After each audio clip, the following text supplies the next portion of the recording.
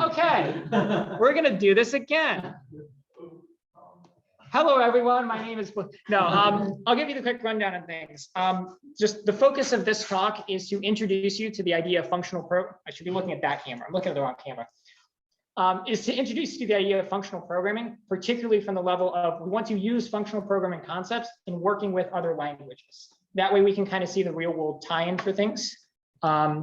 So when we talk about identifying functional programming, a couple of things. First class functions that you can pass around as variables. There's another thing called higher order functions, which is much the same thing, functions that take other functions and do fancier things with that. They're really pretty necessary for doing a lot of the super clever stuff. So immutability and purity.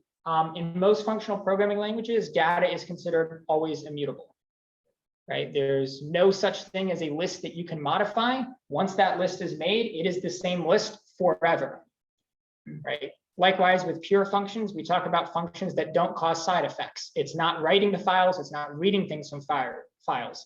It's not doing things like getting random numbers. It's not doing other types of things like reading global variables or modifying, other data state. It's just a very simple, nice, well-contained function that we can kind of easily reason about. And that's important because when we get to higher order functions, we're taking easy functions we can reason about and stacking them together to create more complicated functions that we can still reason about because we can reason about the smaller pieces. And so we can build up, something coherent from there. If we were modifying things all over the place, we would have absolutely no idea what even the most simple function does if it could literally just end up doing anything. And we'll talk about why some of those things are pretty important in a bit. Recursion. So most functional programming languages rely on recursion rather than iteration, because iteration is in general this idea of from some starting index, repeatedly modify that index and just do something over and over again like that. It's a very imperative construct to the idea of iterating over things. And so iteration in functional programming languages is generally done by using recursion or helpers that have been constructed to work with recursion and use higher order functions to do the exact same thing behind the scenes. And then finally, type systems. Functional programming generally uses very strong type systems, some of the strongest that you'll see. And so one of the other fun things about this is that if you kind of take a look at this example that we kind of had on the slide, you'll notice we have first class functions here, right? F, that's a first class function. We can see it being called F with the argument head there down in the bottom left. And then we also have immutability and purity. You can't obviously show this, but trust me, it's there. We're not modifying anything. We're always building new data structures, in this case, new lists, and concatenating them together to form new lists and not modifying anything. Recursion, we can see that here, map is being called again. And then type systems. So this is where it's interesting. We don't see a type system here, but it's there. In most functional programming languages, the type systems are well-defined and sophisticated enough where that type inference can be done to figure out what the types of everything is. So for example, we see something that has a list. So we have a list of what type, some unknown generic polymorphic type, right? We don't care what that type is, but it is a type. So, and then we have this function map, which has a list, and then now we have a function. And we can see how that function is being used. It takes an argument of head, which is an element of the list. So it's a function that takes an argument, which is the same type as the element of the list. And what does it return? It returns an element that is the same type as the final list. And so the type system is sophisticated enough to build all of these constraints, even though the end result is generic. We're just talking about arbitrary types of this thing, what was in the list, this thing, which is in the end of the list, but the type system is sophisticated enough to pull that all together, right? Okay, so point 0, number 2, kind of. So data and data flow. Data is kind of the key when we're talking about functional languages, because functions operate on data to produce new data, and then we use the results of those functions in order to effectively make forward progress on computation. And so generally, the way that we look at this is we have some type of input. We have a function that does things with that input, and it produces an output. And that output is basically like an output that you think of like a return value program, as well as something that might encompass any type of side effects that the function might need to do. So for example, the output of a pure function might say, okay, we did this all pure, but once we finish this, also write this text to a file, right? And then done, right? And so that's how you get this idea of side effects in a functional language. You do a whole bunch of functional things. Then when you're done with that, you stop and apply all the side effects, right? And so it separates the idea of computational work from applying side effects that modify the state of things. That way you can have a very nice system to reason about. And so in practice, generally, you're going to have some iterations of things where you'll do functional work, apply some side effects, and then kind of start over again. For those of you who've done web development, you're probably familiar with this for a lot of different frameworks like Vue and React and other things, where it basically does that. Anytime that the system updates, it does this functional application where it can basically re-render everything. And then when it's done, it updates the website and applies to that. So there's a functional programming language called Elm, which is literally the functional implementation of this, because obviously React and Vue are JavaScript, so you can still do whatever. But Elm is a language that works in this way. You basically take the state of the entire website, and then you modify that into a more sophisticated state, right? Whatever you need to do when buttons are clicked or so on. Don't do this. This is unfortunately tends to be what happens most of the time. And in some cases, it's kind of inevitable, right? Mutation is kind of an important part when we think about doing actual useful work, right? Kind of one of the general questions with functional programming is, well, if it doesn't actually do anything, then how does it do anything, right? And so the answer is it performs the side effects at the end. And then when the more sophisticated things, you're going to have this loop of things. So you still get side effects, but you're trying to specify as much of the program as being side effect free as possible. That makes it easy to reason about. Okay, now we can get into actual things. So immutability and pure functions. We talked about this a little bit, but the idea that anything should change is absurd. However, it's necessary, ultimately. And so immutability. All data is immutable. This is generally true. For the most part, anything that you build in a functional language is not going to have its value changed out from under you. So what does this mean? Well, it reduces complexity that you would have with mutable state. So mutating state is a huge problem because you have no idea what could be happening at all, right? This is why we don't like using things like global variables and other stuff like that. That's why if you've had a class that deals with kind of higher level design stuff, they've always said like singletons are a huge big no-no and all kinds of other things like that. Same type of thing. The more mutable state you have in a program, the harder it can be to manage. That's not saying it's a bad thing. It's saying that there is a degree of complexity that is introduced by working with mutable state. Okay, increases performance for data sharing. This is a huge one, right? So this includes things like multi-threading and caching, right? If you're working on multiple threads, you can share data between those threads safely because they're never going to be mutated. You don't have to worry about one thread modifying the data and the other thread not seeing that modification, right? So this is a very common problem in operating systems and other kind of concurrent applications. Likewise, caching, right? So saving a value, and then that way, you don't have to kind of keep requesting it, say from a server. If the data is immutable, then saving the value is always perfectly fine because it's not going to change. In practice, you might have something where it's like, oh, it's going to be immutable for this day. And then when the time rolls around, we'll update it if we need be. And so that way it knows when to invalidate the cache. If you have heavily mutable data, like say Google Docs, then there's way more sophisticated, complicated things to deal with. However, it does reduce performance when mutating, right? Mutation is something that we kind of have to work with, right? If we have a website, we have to have some way of dealing with that. So Elm, which is a language I mentioned that does web dev stuff in a functional way, you can kind of think of it as literally rebuilding the entire state of the site every iteration of this thing where something happens. And so the consequence of that is you have to change one small part of the state, then you have to still rebuild almost the entire state. You can reuse parts that weren't impacted, but at the same time, there's still going to be a relatively large chunk that you're going to have to update. And so that can be a major problem. Most functional languages have some higher level constructs for managing mutable state. That way you can do the things that you would need to in programming languages. So we'll work with one called Elixir, which has a crazy sophisticated thing. Elixir is not really a functional programming language, but it works similar enough to one. We'll mess around with pattern matching stuff there in a bit.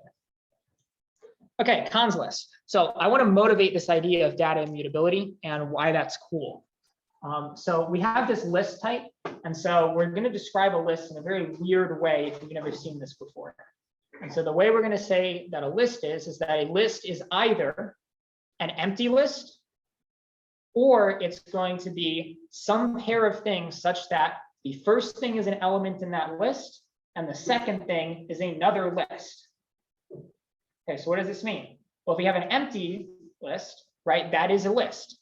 But then we can have a pair of something like the element 0 and the empty list, which is a list of one element, namely 0, right? So that kind of looks like this. We have our empty list, and then we have the element 0, and so this is connected to the empty list, right?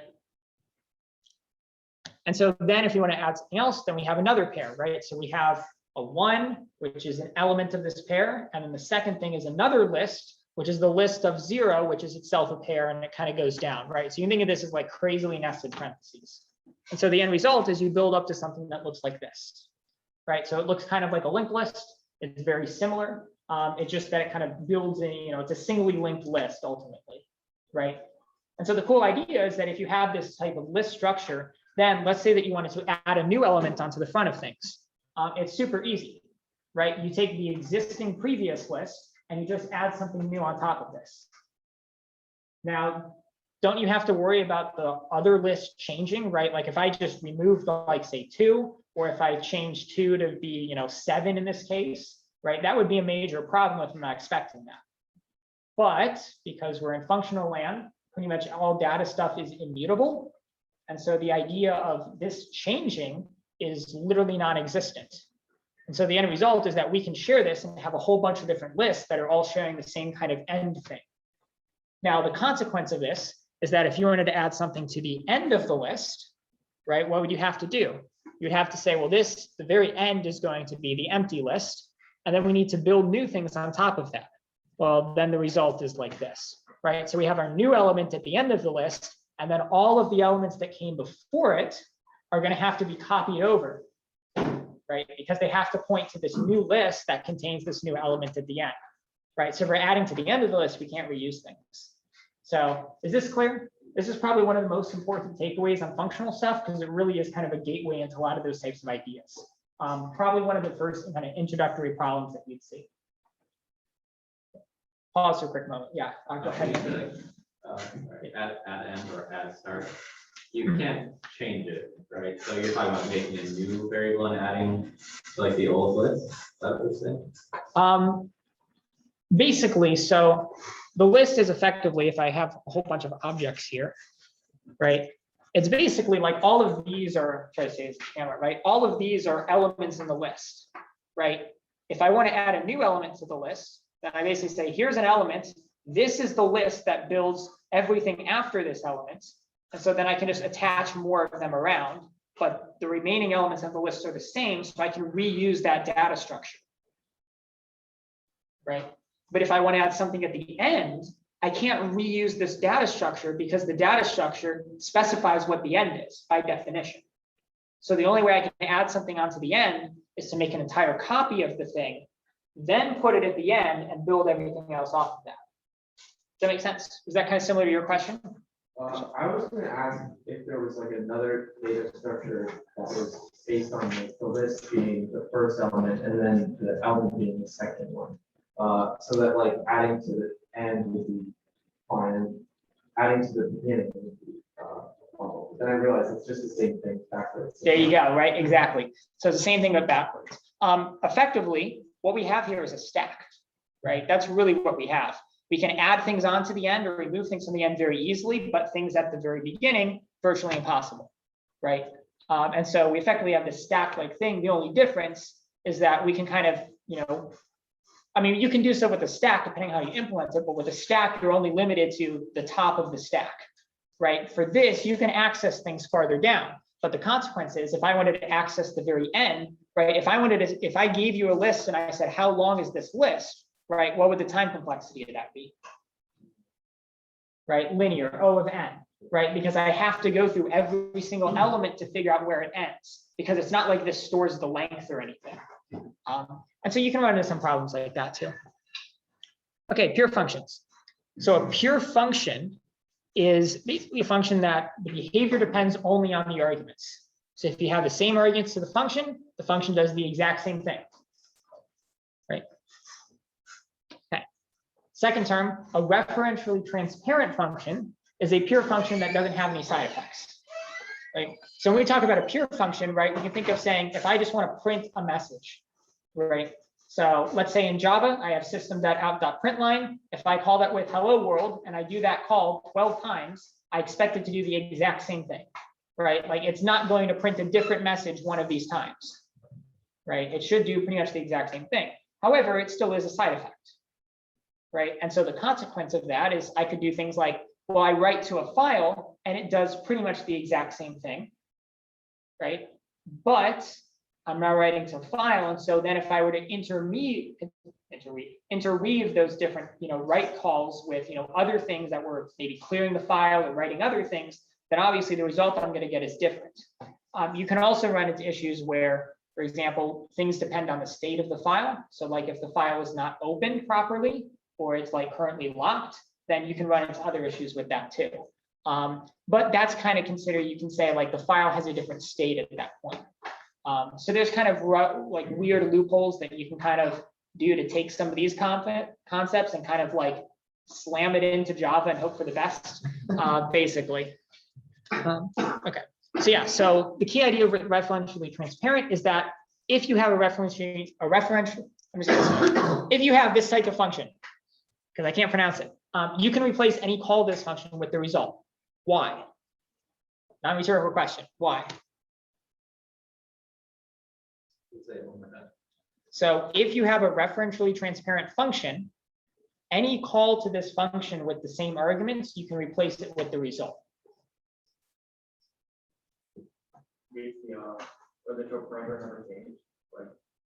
So as long as the arguments are the same, the result's going to be the same. But why can you replace it? Because there's another thing. Because it's also not having any side effects, right? So a great example of this is like math sign. Right? If you take the sign of a number and then you take the sign of the same number, I hope to God they're the same result, right? I really do. And so if that's the case, then if you figured out what the sign of like 412 is, then you just always can do the sign of 412 and you can just save that, right? So this is a major technique for optimizing, simply because if you know that a function can do that, you can evaluate it at compile time because the result is never going to change. And since there's no side effects, there's not going to be any problems with doing it at compile time. And likewise, at runtime, if you have the same thing, it might depend on runtime. So you might not be able to do it at compile time, but at runtime, you can find it once and then you can save it later. An example of this optimization is actually used, right? How many people have written like iterations of lists where it's like for int I equals 0, I is less than the size of the list, I plus plus, right? All of us. That kind of condition is evaluated every iteration of the list, right? So let's say that you had a cons list where the size is a linear operation. So you have a linear operation to compute the size. You're iterating over it a linear number of times. So your for loop becomes quadratic time complexity because it has to reevaluate the size of the list. Except because we're in functional land and we know that it's not going to change, then we calculate the list once, save that, and replace it so that when we iterate, we know what the final bound is. Does that make sense? So, and your compilers for C will actually do the same type of thing when iterating over arrays and other stuff like that and all that type of stuff. Strings, same type of thing, because it'll recognize that the string is not being mutated, and so it's a safe optimization to make. So that's kind of how sophisticated some of this language stuff can get. Okay. So as said, in object-oriented languages, you can kind of consider these to be dependent on object state, right? If the state of an object is different from another object in the argument, then naturally it's not going to, do the same thing. Even if they're the same instance, right? The state is important too. And this is just the natural kind of conclusion of what we would expect working with data. Okay, time for a brand new game show, or just a normal show, I guess. I don't have any prizes to give out. There are cookies here. Give out a cookie to someone. I don't know who those are. There you go. All right, you want to give out cookies to people who are getting out correct answers? Okay, there we go. All right. So, we're spoiling the first one. Okay. So, here's what we're going to do. There are two things, right? There's pure, which is that same arguments, same effect, and there's referentially transparent, which is pure and no side effects, right? So we got a couple examples here, and then you tell me first, is it pure, and then is it referentially transparent? Okay, so raise your hand and we'll go from there. And you have to do both, just because cookies or whatever. So we got a bunch of these. Okay, we can make this a little bit larger, I think. Right, first one, A and B are ints, return A plus B. Here, right? But is it referentially transparent? Yes. Yes. All right, so it's both. So figure out who goes and gets a cookie. I don't know. All right. Round two. All right. We have a val A, right? This is a mutable variable, or this is an immutable variable, and var B, which is a mutable variable. And then we have the second function takes a C and then returns A plus B plus C.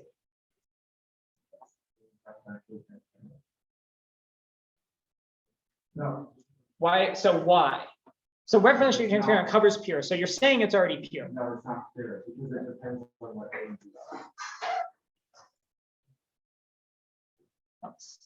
Get it? Depending on external state, it's not pure, and therefore it can't be referenced. Is this external state though?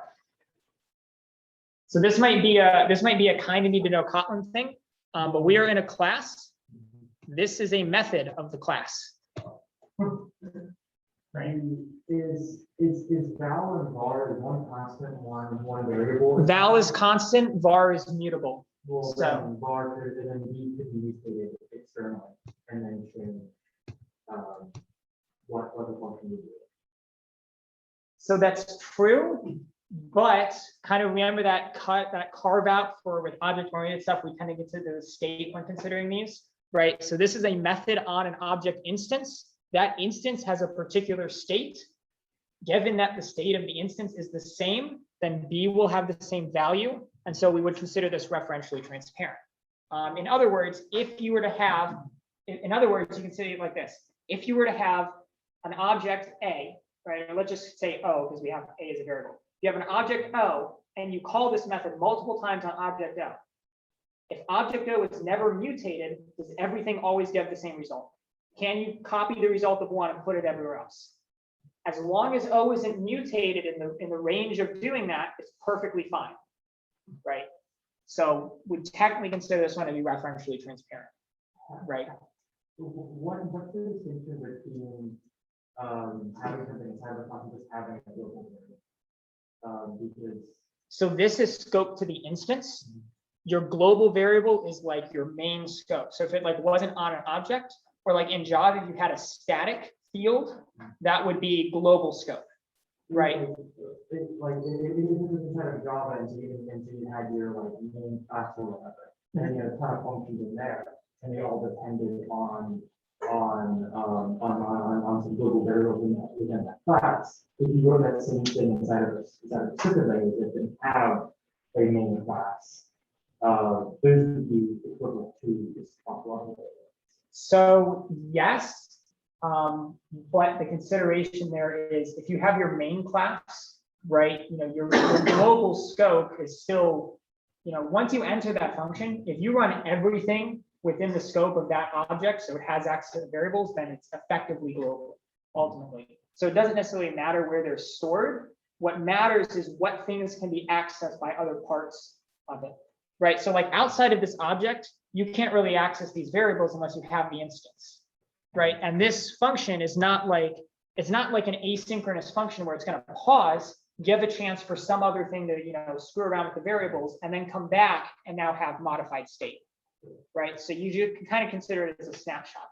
Now, concurrency throws a huge wrench into that, but, we're kind of trying to work with a simplified model and then build up things that we can know about and kind of understand, and then start modifying that when we know the complex things like concurrency are involved.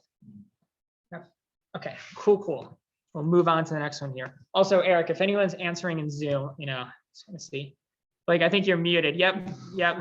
Hopefully not anymore. Okay, function 3. That's not pure or that's it requires accessing OS variables. That's gotta be right. Wow, Yeah. that's such an easy one. If it's not actually. Right, in theory.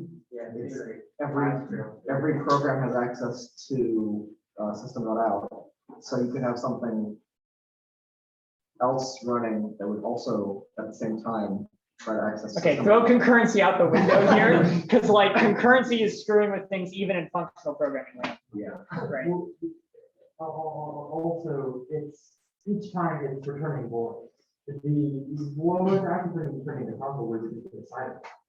Right. So it is a side effect. So it has a side effect. So it's not referentially transparent by definition. Right. Okay. But is it pure? Yes. Right.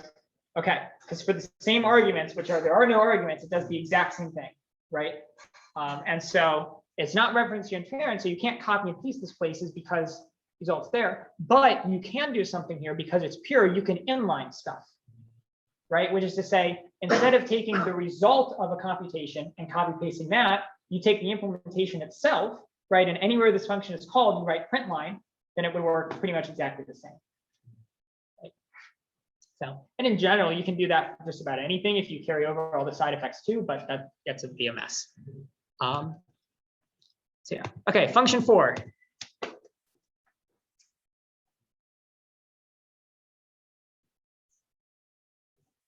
Not viewable. It's like, there's a side effect to the list. You can just keep adding things to the list and then, go to change. But here has to be a better return. No, it just means like if the inputs are the same, it does the same thing. So if you input the same list, if you call the function on the list and it's not the same list, if you call the function again, then like you're not comparing the same input to the same input. Right, So it's it the is- same instance of a list, but the state of those lists are different at that point, right? And so this is kind of another one of those, how do we modify, our functional programming idea so that it works effectively in an object-oriented environment, right? And so really what we're kind of narrowing down is, and ideally we'd have multiple degrees of classifications, other things, right? In this case, Kotlin says this is a mutable list, right? Java doesn't have that. All lists are effectively mutable. So we would want to specify, is this something where the arguments can be mutated or not? And based on that, we can determine what things are safe to do with it, a little bit more of a finite grained level. But yeah, so mutable list here, same list, same effect, right? It just always adds 0 to the end of the list, right? So yeah, and then function 5. So there, function 4 is not here. Function 4 is pure. It's not really referentially transparent though, because it does do a mutation that's a side effect. So is the mutable input a copy or reference? The short answer is it doesn't matter. Does it matter? Okay. It doesn't matter, right? We're just talking about things that have the same state as inputs. So, yeah. All right, function 5.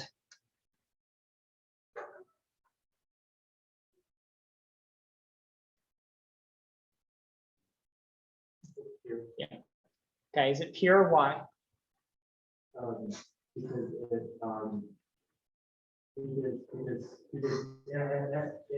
will always return void. But it will be side effects, but so it would be potentially transparent. But no matter what you put in, it will return the same value of nothing. Okay, but it does do side effects, so it has miscellaneous other things we did consider there as well, right? So in this case, what's the side effect? Right, so the side effect is modifying the instance of the current object, which for purposes of a method is effectively an argument to the function, because you can't call a method without an object instance to use on that method.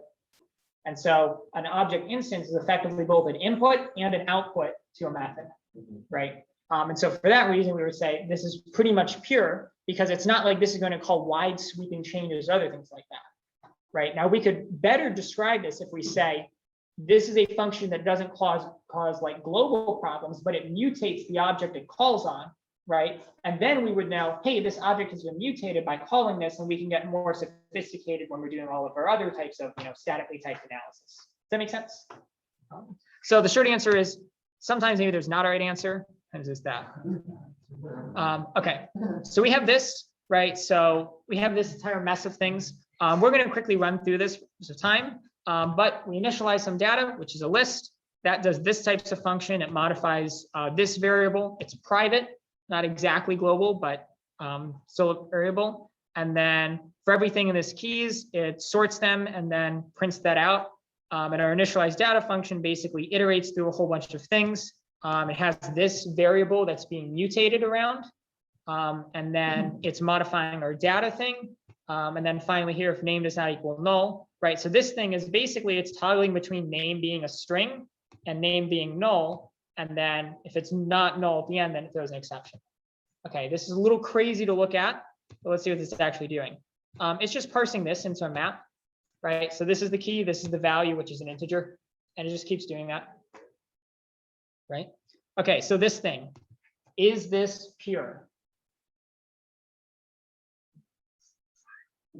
Why?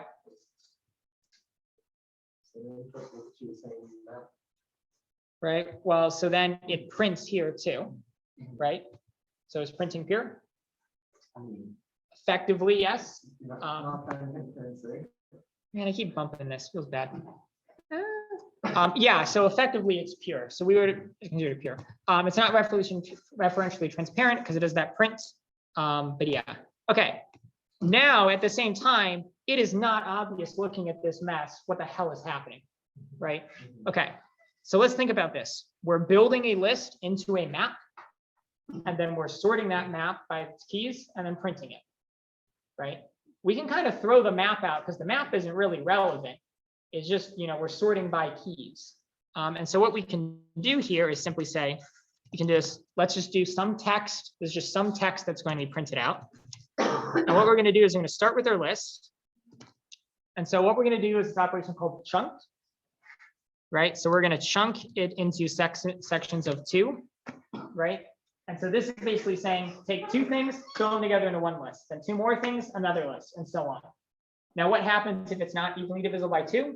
Then we have a very last list, which is just 1 element in this case, right? It would be fewer than what's allowed. And that just comes from knowing how this particular function works, right? Always check whatever functions you're using. That's kind of the most important thing. Never assume what's going to happen, especially in error conditions, because every language does some different nonsense. All right. So what do we have here? Well, we have a list of lists, right? Now we can take each list and turn that into a pair of a key and a value, right? And so how are we going to do this? We are going to take this. We're going to take it dot first, right? Oh, we have a list. So we can just do it 0, right? So it's the first element of the list. And then what are we going to do? We're going to turn this into a pair. So in Kotlin, I can use 2 to do this. I'm going to be fancy. And then we're going to do it 1, right? Now this can be not present, right? Because remember, if that partition is an odd number, then we end up in the weird case where we have a list that has 1 element, but not the second. Make sense? So we're going to handle that. We have to use get or null in Kotlin. And so we're going to get index 1. So, and then what we're going to do is if it's this, we're going to throw an exception. So I think we just call this invalid input for simplicity. And then the last thing we're going to do is call toInt. That way we do the same int conversion. And that'll throw if that fails in much the same way. Okay, so what do we have? We have a list of pairs of strings to integers. And now we want to sort this, right? So what we can do is we can do sorted by in Kotlin it.first. This says for everything in the list, sort it based on the first element of the pair, or the first element is the name. So it's the same thing as sorting by the keys in the map, because the keys would be the first element in this pair. And then finally, we can do here is we can do this join to string, and we're going to separate. So every single pair is going to be on a new line, because previously we were doing print line for each. So we're going to separate it by a new line character. And then what are we printing? So in here, we have a function that can take whatever we had and then print that out. So we're printing out it.first, colon, it.second. Right? So, and then we have all this, and we do print line text. Okay. Let's run this and actually see if this does the same thing, because that would be pretty cool if it did.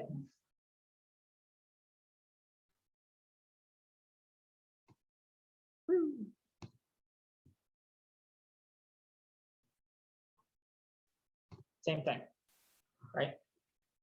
But that one is a lot clearer, right? It may not be as readable, especially if you're not familiar with, these types of structures. But if you mess around with them a lot more, you'll get more comfortable with it. You can start telling what's going on. Fair enough? Cool. All right, any question on that as we shift back things? Okay, pattern matching the structuring. I guess this one's about data too. So data, as we kind of talked about, is pretty important. And so what I'm going to do is I'm going to introduce the idea of the universal data structure. And so the universal data structure is something that has three different types. Scalars, things like booleans, numbers, strings, lists, which are basically sequences, and then objects, which are key value maps, basically. This is JSON, right? There you go. So to answer your question from earlier, no, JSON is not a functional language. It is not a language to begin with. It is a data structure, which is inherently, pro-functional, I guess. I don't know. But yeah, okay, so why is it important? Well, with this, we can represent most types of things that we want to, right? None of these really cover the same. With only lists and objects, we can't do like integers and stuff like that. We could if we wanted to get some crazy representation stuff going, but let's not do that, right? Oh, if you have a list containing 4 other lists, then that means the number 5. No, please, we're not doing arithmetic here. If you have just scalars and objects, right, you don't have this idea of a sequence. Now you can say that the key of an object is, say, it's index in the array, right? So it's an associative array, basically. It's a valid thing that things do. The consequence of that, however, is that if you have a sequence, you can't do something like give me the things after the first 2 or 3 elements, right? We can do this with a cons list, as we saw earlier, very easily by just saying, okay, get the 3 things off, and then whatever the last list is what we want. We can't do the sequence because we'd have to modify all of the keys, and so it becomes a much more expensive operation, right? And likewise, without objects, right, key values, we wouldn't be able to effectively look up something by its key in kind of linear time or linear in constant time. Right, we would have to kind of have a list of lists of pairs and other stuff, and it gets much more of a mess. So this kind of encompasses kind of the 3 main operations. I don't think that's a good justification, but hopefully that's kind of an introductory with things. Okay, so pattern matching. So pattern matching is something that we can use to test some type of values on conditions, and we generally talk about it based on the structure of the data. So in this case, destructuring is that process of pattern matching, where you break all of these things to get the inner data of whatever lists or objects there are. And so there are a couple different types. Ordered is sequential, named is our objects, right? So these correspond to lists and objects. And then you kind of have this third one, which is types. So that way you can say, well, the object representation of these, right? The JSON output might be the same, but they mean different types in our language because we have type information running around. And so this is also something that's generally helpful to talk about. And then you can do whatever you want on that value. All right, we're going to start abusing Elixir now. And so Elixir is a not really functional programming language. It is what's called an actor model language. The actor model is basically object-oriented, but it's a very weird form of object-oriented that works super well with concurrency. The main idea is that you have actors, which are individual functional units of computation that do things, and then side effects or whatever. And then the idea is that because everything's functional and all the things are pure and data is immutable and everything, if something within that program kind of fails and goes wrong, like you lose access to it on the network, you can basically tear the whole thing down and say, all right, done with that, go build a new one and start over. No side effects. So there's no, unneeded, terrible work. It didn't go do half a database and then fail, right? You just tear it down and then go back. Obviously, you have to deal with that. Well, half the database kind of failed at some point because that's still things that can happen. But you break this up into effective computations you can. Okay, so 2 examples here. How many people have heard the reverse a linked list example, right? Probably one of the most common leak code type of things. This is how you do it. Write this down, basically. Well, don't write this one down. But basically, if I wanted to reverse a list, then I do pattern matching. And so pattern matching, Elixir uses case, right? So effectively, it's like switch and then case is, each one. Elixir just uses case and then just throws all of the cases here. If the list is empty, then the result is empty, right? Reversing an empty list is empty. But, right, here we have this weird syntax, right? We kind of saw this in the type definition if you're paying attention. If we have a list containing some elements and then some other list, which may be empty, which may have 400 elements, doesn't matter, then we can reverse all the other elements in that list. And then we basically, at the very end of it, we add on a list of this element, right? So it's just concatenating on a list. That's what this plus is, concatenation, right?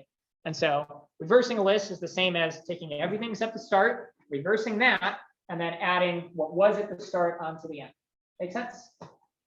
Okay, why might this not be good? Right, because there's a miniature trap in here. I'm gonna maximize this and draw your attention to this line, which is pretty much the only difference.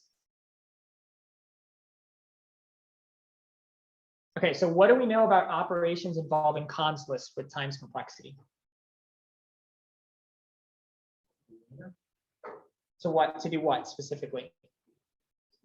Access the list. Not to access it, right? So it's a linear time complexity to add something onto the end, right? Much more expensive with this. And so what happens is that you basically have a quadratic algorithm here, right? Because reversing is itself do this, and then it's going to have to go through everything you've already built up and keep appending that over and over again. You get into an absolute mess here. It's not pretty. Okay, so in this one, you do what is called tail recursion. I'd love to have talked about this, but I'm out of scope. I just wanted to share this example. And so this instead uses an accumulator, and it's tail recursive because it basically allows you to call this function as the very last thing that it does. So the last thing it does, the recursive call of itself, and so that's called tail recursion. And so the short answer is that the compiler can optimize this so it is literally as performant, if not sometimes even more so, than normal iteration. Incredibly powerful stuff. Okay, so we have this problem here, which says move a turtle and return the end position starting at 0, 0, right? So the origin and facing north. So we have some instructions here on things. And so we're going to do this problem, right? And so we have some examples down here is basically what happens, right? So we start north, we move it forward by 1 unit, and it goes to y is 1, right? So we're going to build this little turtle thing. But we're going to do so using pattern matching and absolutely abusing how you're supposed to use pattern matching. You just keep disconnecting here, not having a good day. All right, that should bring it back. Wait. No technical difficulties. See on Zoom, oh my Lord. Okay, maybe we're not going to build the turtle thing if this keeps up. Yeah.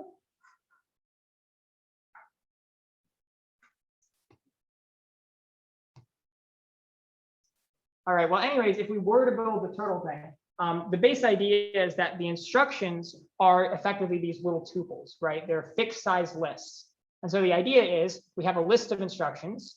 We find out, given the first one, we figure out what that instruction is based on pattern matching, right? So we can pretty much say that if we have an instruction, which is the first one, then we say, okay, if it says forward by some amount, then we do the necessary operations to move it forward, given some position and direction that we're currently facing. Then we can get more complicated with that and saying, okay, well, what if it's turning right? Then we match on that, and then we turn left, and so on. And so I will keep plugging and unplugging things here in the hopes that anything's come back. So at the very least, we can get to the slides. In the meantime, I'll just take this solution and post it in.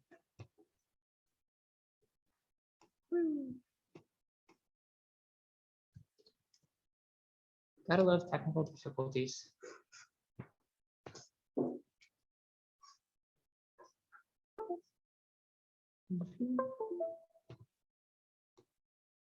Please.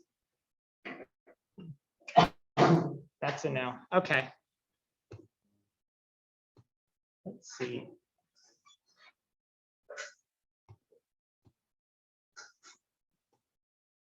All right, I guess I'm not gonna be able to do that. We want to gather around Eric's laptop. I guess that's the best thing we can do at this point. Yeah, good times. So up with it. Okay. So monads. This is kind of the last thing we're going to really address. And so a monad is basically a monoid in the category of endos. Super simple, not hard at all.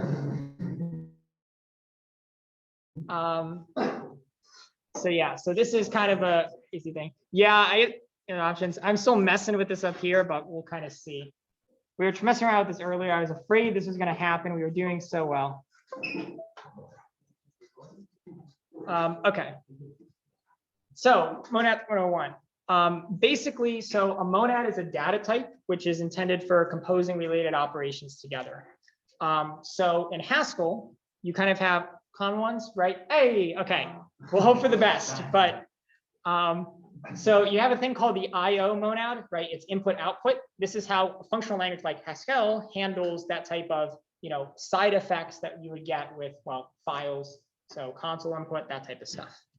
Another common one is the maybe monad. This is basically optional values. So the idea that something may or may not exist. And so all of these are about composing together operations in an effective way you can work on them. This is not a mathematical definition. This is more of a functional definition, no pun intended. But yeah. Okay, so there's a key operation called bind, which is converting a non-monad operation into a function that works with the monad, right? So monads have very particular form. And so the idea is that we want to be able to use these kind of higher level abstractions, but also get that to work with just kind of anything that we want to, even if they're not kind of built for it. So we'll see we'll see an example of this, and that'll make this a lot more clear. Okay, so there's this idea called railway-oriented programming. It's not super fancy at all, but basically, if you have something that can fail, like this parse input function, we have an input, and then we have a success output and a failure output. Okay. So this success and failure we consider to be a result, right? We can't really do something where we're like, oh, we return two things, go, terrible idea. Don't return multiple things. Don't use multiple results for error handling. It's absolutely terrible. There's all kinds of problems with it. But a result is a little bit better, right? And so a result is something that is either success or it's failure or an error or whatever. Right? Okay. So what happens? Oh, we don't have any animation here. It feels bad. All right.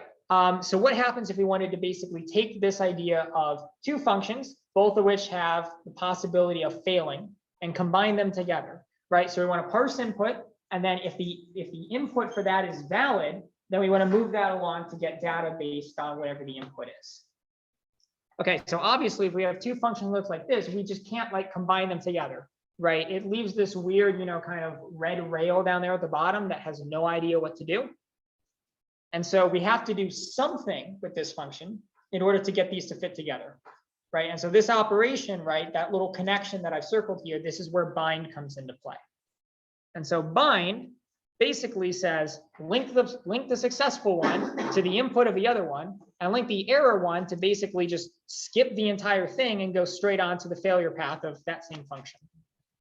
And so that looks like this, right? Exactly what you said with the railway. We have a literal happy path, and then a whole bunch of very sad paths that just kind of go down to the bottom and just keep rolling along, right? This is basically, you call a bunch of things, an exception gets raised, and then you catch them all at the end, right? It's the same thing. The difference is this is functional, right? It's a weird idea, but this is functional because these are composed of functions that take something that may have succeeded or may have failed, and then returns another thing that may have succeeded or may have failed, right? And so how does bind work? Well, it says if it failed, just return the failed thing. But if it was successful, then run this function that you wanted to on the successful thing and return the result of that, right? And if they're, they both failed, then they get combined together into one kind of failed type. Now you might have like, different types of errors, but you can merge those together appropriately as needed, right? Okay, so now it's time for everyone's favorite one, which is what? If any of you don't know this talk, you haven't listened to me before.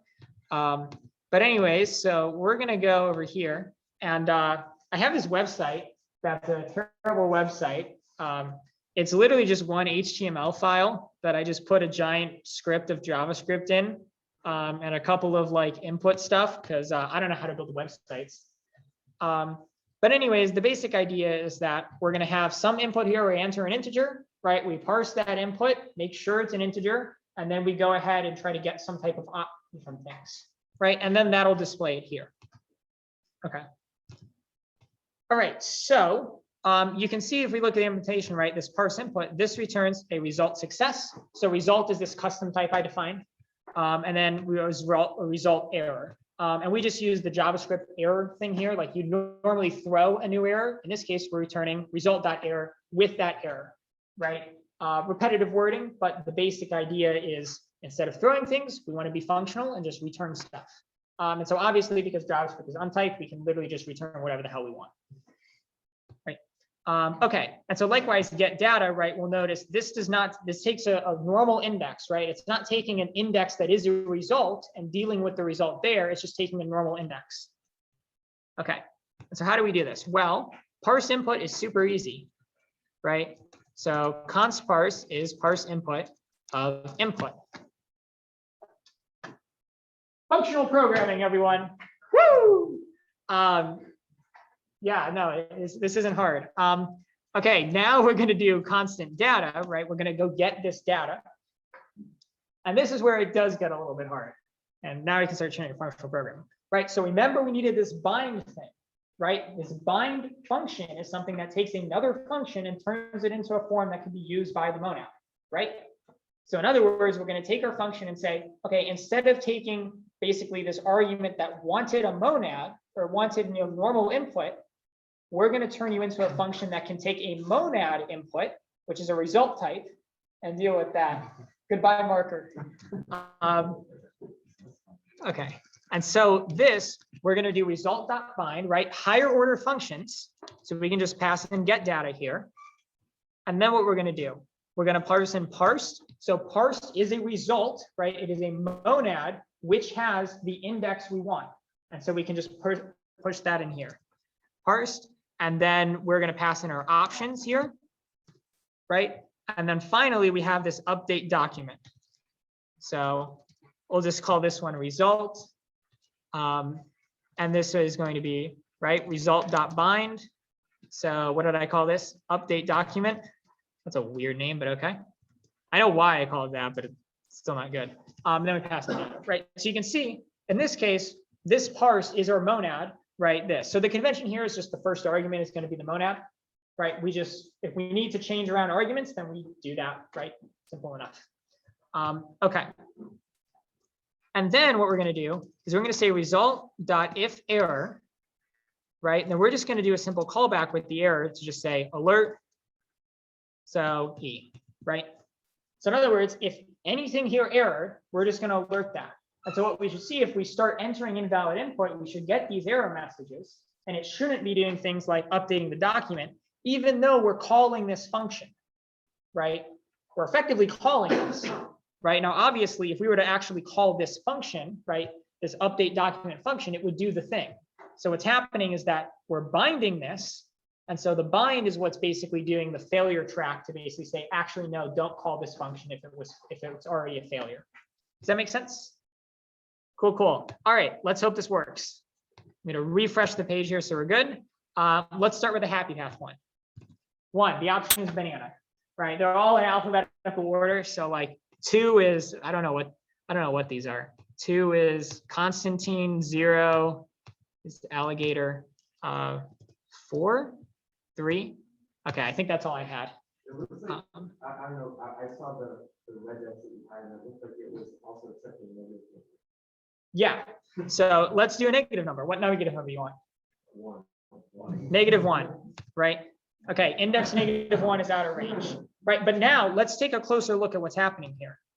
Parse input is successful, right? Because as you said, the regex is handling negative numbers, right? Parse input is just saying, give me a number, right? Now, why is it saying give me a number? Because we don't know what the correct range is, right? We do know that it's at least 0, but we don't know what's before that, so we might as well delay that range check anyway, right? And so get data is what's doing the range check here, and this is what's throwing that index out of bounds, right? Let's do one where it's just totally invalid. Give me a word, something. M&M. Okay, we're gonna do that. So input is not an integer. Or wait, did you mean like M and M&M? M&M? Okay, M&M is not an integer. So yeah, select star from data where, so index equals 1. Okay, that's not an integer either.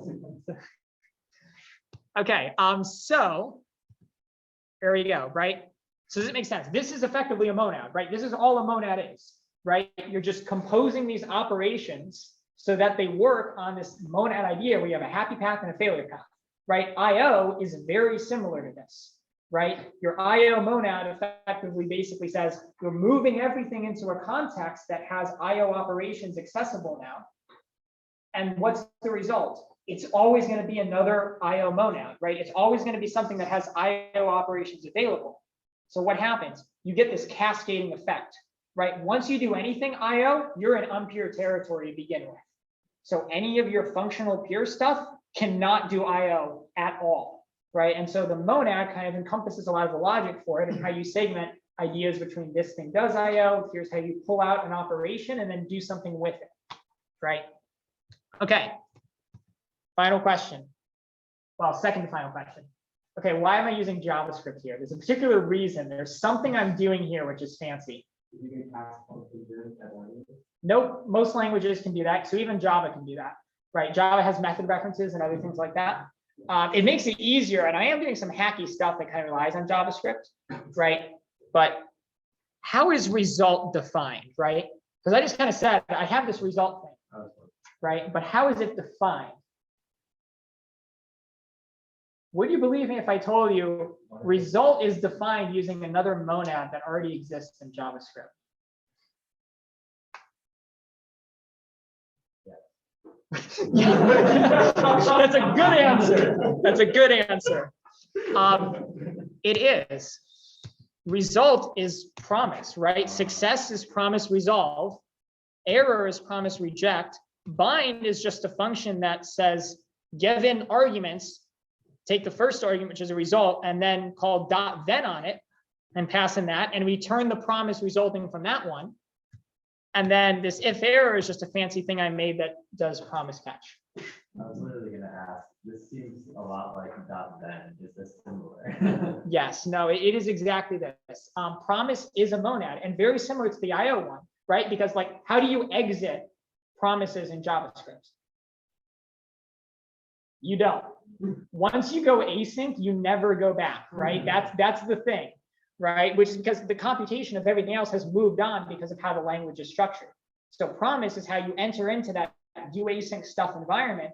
And once you're there, you keep going until your computation is done, right? That's pretty much how it works with that. So promise is 100% a monad. It's much more similar to the IO one than the maybe result type that we've construed here, right? The main difference with result type that you'll see in languages like Rust is the result is just build up these things, and then if it errored, right, you have the error, right? There's no async thing. So you can just say get the error, right? I could have done that here, but obviously I'm using promise, so I can't do that. But you know, for result itself, you'd be able to say get the error directly without having to do any other fancy stuff. So you use the monad temporarily while you're trying to do, you know, monad-y things with it, and then you get the error and do, you know, standard imperative or hopefully functional stuff. Make sense? Cool, cool. All right, as I said, what? Okay, final kind of key question. How are result types different from expectants? They aren't. That's a thing. Okay. So that depends on perhaps how you define different. So let's start for this. With a result type, can you do everything that an exception can do? I don't see why not. Okay, that's the response. Because if your exception jumps through control flow, right, you can pretty much do the same thing with result by effectively saying, okay, if the result is successful, then do this. And if it's not, that value just gets thrown down to the error path and it keeps going past all the other computation. Basically the same thing within reason. Okay. There's a particular thing here that's different, right? With a result type, you return a value. With an exception, you throw it. Okay, so what happens? So a result, let's say that I have a function parse input, right? Returns an integer normally, or would throw an exception, or it could return a result where success is an integer and error is that exception, right? But what happens if you ignore the return type? Right, because you can call a function and not do anything with the return type in many different cases, right? Now, there are some languages which enforce that if it returns a result, you check that, right? You absolutely have to. There's a key point where that breaks down, and that's generics, right? Your generics may not be able to do that sophisticated degree of enforcement because it could just be some type of arbitrary function where it doesn't know exactly what the return type is. And so it has no choice but to basically say, well, I can allow you to ignore it because I can't guarantee. Or it could get more restrictive and say, you have to assert that this isn't a result before I'll allow you to ignore it. So there are things for, like, Rust has a annotation for, you can't ignore this. Now, obviously with an exception, right, the checked exceptions pretty much propagate almost all through the place. Now you'd have to kind of get away if you wanted to do some unsafe operations, but the exception at the very least will still be thrown and propagated up to something. So if something does go wrong, it at least won't be ignored unless it's explicitly caught and silenced. So that's kind of the very key difference. Now, the reason I put this as kind of the key question is mainly because I spent like months researching this idea and trying to prove to myself that like they were different. And that was pretty much the result that I led to, right? Because it's easy to say like, okay, if they're things, right? And so if you had something that returned void, for instance, right, you could just return a dummy value and the error, but then you could ignore it because you don't need the dummy value. But then if you add a thing, well, the compiler can enforce you don't ignore results, then you have that. And then finally you add generics on top of that, and now you have a mess, right? So yeah. Okay, that brings us to under things. If there's any types of, if there's one singular question, we can answer said question. If there's multiple questions, I guess we'll do that later. I also want to note, so 2 Wednesdays from now at 3:55, so meeting date, but a little bit earlier than that. I'm giving a talk at Packaging Con. Basically it's a conference about packaging managers and other things. I'm going to be talking about API versioning, and in particular, the difference between your API, your ABI, which is your binary interface, and how we can start getting some of these tools to be more sophisticated for dependencies on what you can or cannot do when you're breaking changes. Because we've all done the thing where it's like, oh, okay, we have this dependency and we just kind of hope for the best when we update it, right? And in general, we know we're scared as hell when it comes to updating the major version, because the major version can break everything. Why? Because it breaks the API. But there's different types of API breakages, and that's what this talk is about. Or GA. Huh? Or GA. So I don't even, do you have you read like the thing, or do you, I don't know why you're saying that. Just like Forge breaks everything, every version. Yeah, here you go.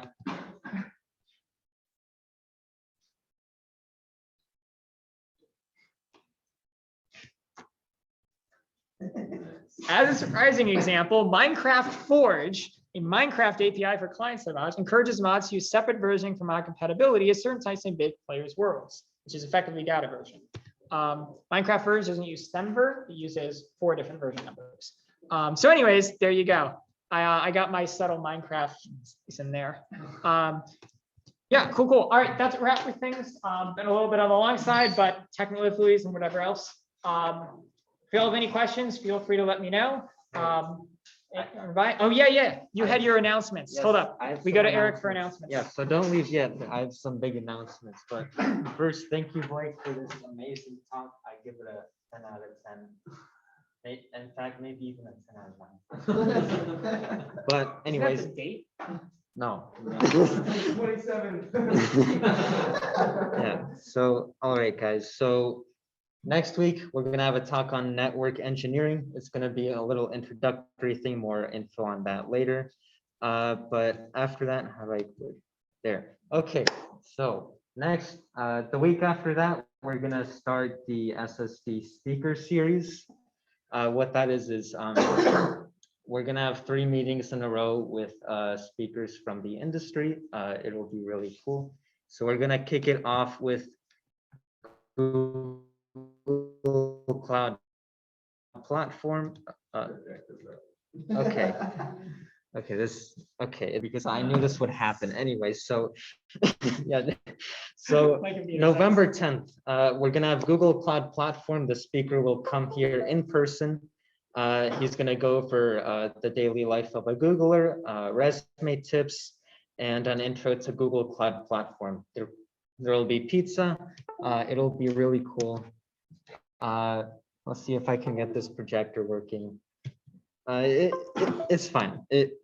Anyways, so second part of our speaker series, we're gonna have a startup panel where we're gonna bring a lot of startups based in Gainesville, mostly by like UF students and alumni. It'll be a really cool opportunity to connect with these startups. So right now we have 4 companies confirmed, a few more interested. So we have String AI, @local, Starstruck, Bookmarked, more to come later. We'll add more updates for this as time goes on. So that's the 17th. The 24th is Thanksgiving week, so no meeting unless you guys want to have SS dinner. But yeah, December 1st, we're gonna have a meeting with TCS. So it'll be a panel. They're planning to come here in person. It'll be like some alumni and software engineers coming here in person. We don't have all the details yet, but like I just had a meeting with TCS today, but like from what I've heard, it'll be pretty cool.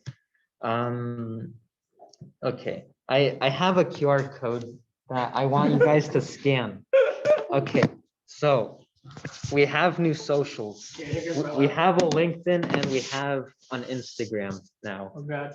Just because like Discord will. What are these names? Why aren't they consistent? No profile picture or bio or anything. All it has is the username ssd.ul. No, I'm seeing it. I'm seeing cool stuff. Oh wait, I don't think I've made the Instagram public yet. Uh-oh. Anyways, let's see. Account privacy. Okay. Oh, yeah. Just screenshot this, or no. We'll post it in Discord. Yeah, I'll post it in Discord. So Discord will remain our primary form of communication, but I just wanted to make an Instagram just so we can post some photos in there. A LinkedIn so we can kind of get more visibility from the industry. Let's see, I'm about to make it public. And there, it's now public. Okay. And of course, LinkedIn is always a great way to, oh shit. And of course, LinkedIn is of course a great way to connect with other members. So, feel free to connect with me, anyone else who's willing, right? Yeah. Oh, yeah, there's more big announcements coming next week, but yeah, that's it for now. I'm really excited for the speaker series. Hopefully it becomes SS. Hold on,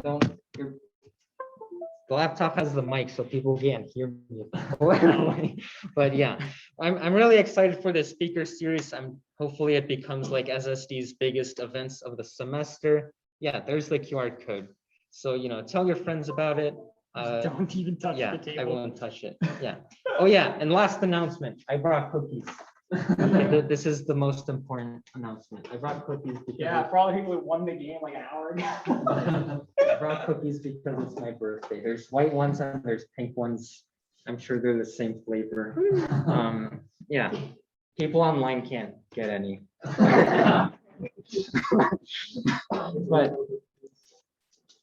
But yeah, hold on. Yeah, no, just send it to your website. What are you doing? What did you? It You was- moved the thing. It was almost working. Anyway. You moved the entire laptop over. Like, of course it's gonna go. Anyways, yeah, thank you all for coming. Yeah, once again, network engineering workshop next week, and I hope to see you guys there. Yeah, here are the cookies. Yeah. All right.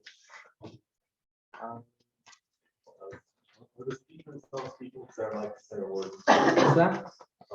May I say a word? I think we can Sure. stop share screen here. Alright, Happy birthday. Enjoy the cookies. Happy birthday God. to you. Happy birthday, dear Eric. Happy birthday to you. Yes, thank you guys. You're all too kind. Okay. But yeah. Alright. This HDMI cable has been killing Ah. me. I got these at Target. We're not like a good time.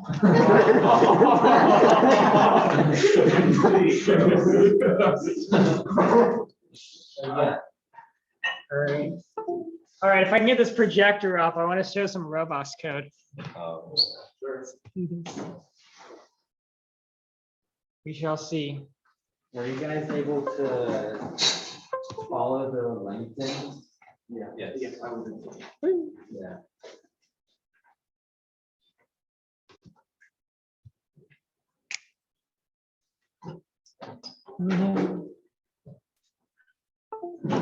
Like the post on.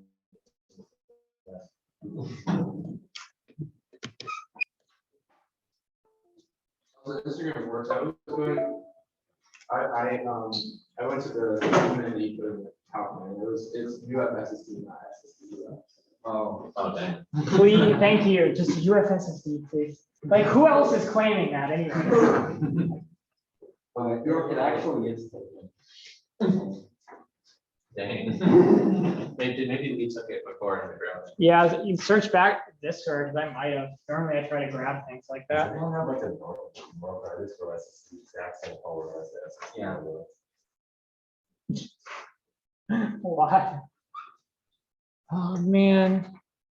You got plastic and branding all over everywhere. So.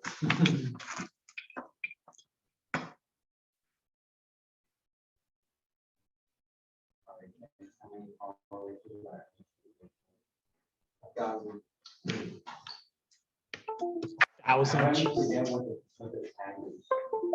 What is it then? UF.SSD. It's hard for me to remember.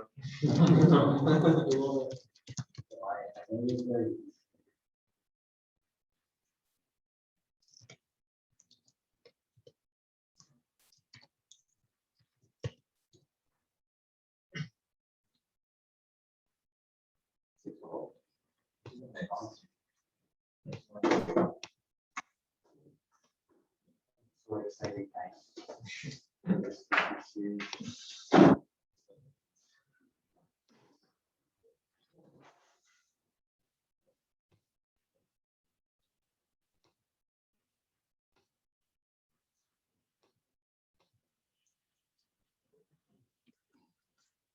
Yeah. Actually, I hit the laptop. The laptops. And now.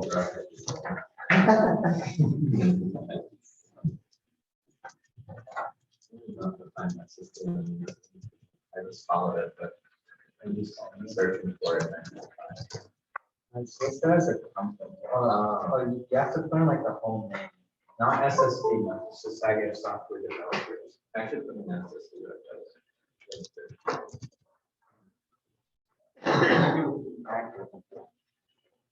Yeah, I'll quote it in on.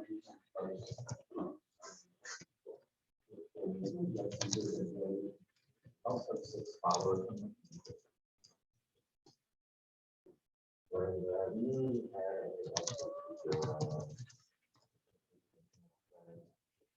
Yes, Dr. Thomas, the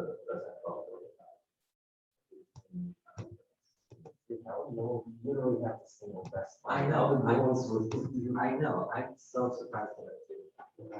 Oh my God, it came up. Okay, I'm gonna build this and I'll see if it works, but I had to navigate through some commit messes and other stuff. Because, let's see. Also, I don't know why that manifest was failing. I don't know. The best part of it and ask if you wanted to end or something. I don't know if that's something. Who? What? For the software, we had to do our sprint presentation yesterday, and she actually liked our project. That's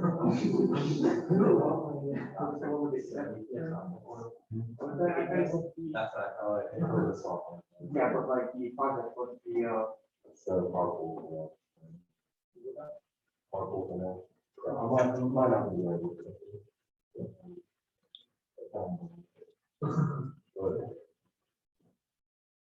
Yeah, I don't know what interviews for, but. So He's. I don't know who's in it, anyway. She's just like, oh, you want to do an interview? And I'm like, do I have to think? Oh, what's the interview for? I assume it's something to do with that, but he asked us, or planning on submitting it to the IBM hackathon and so we plan on it.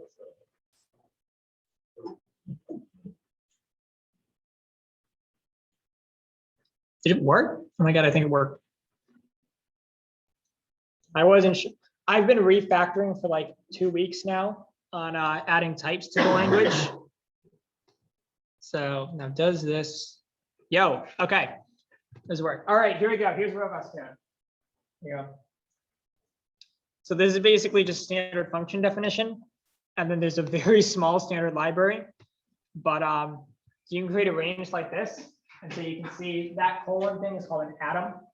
You would have seen this if the projector didn't break and I can do Elixir, but basically think of it as like the runtime value of an identifier. So it's a value that is an identifier. So like it is a string, the name of it is